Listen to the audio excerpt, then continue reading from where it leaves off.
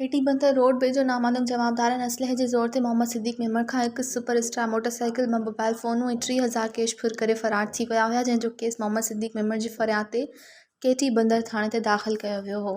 SSP छटो Adeel Hussain Chando जी सख़्त हिदायतुनि ते SHO थाणो केटी बंदर अब्दुल हमीद रोदनानी बमा स्टाफ खुफ़िया इतला मिलण ते तनख़्वाह बुखारी ॻाढ़ो बुघाड़ रोड वेझो कामयाब कार्रवाई करे ॾोह में मुलवस बदनाम एक्टिव ॾोहारी वलीदाद वल्द सदरुद्दीन चोखियो ऐं उम्मीद अली वल्द इब्राहिम अल्लाह खे गिरफ़्तार करे फुर थियल मोटरसाइकिल ऐं ॾोहनि में इस्तेमाल थींदड़ 2 पिस्टल बरामद करे केटी बंदर थाणे ते जुदा जुदा केस दाख़िल कया विया आहिनि।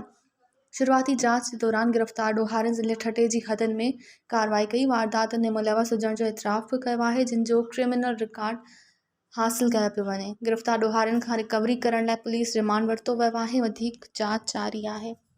मज़ीद ख़बरनि ऐं तफ़सीलात लाइ विज़िट कयो असांजी वेबसाइट www.awamiNewsHD.com ऐं ॾिसंदा रहो अवामी न्यूज़ HD।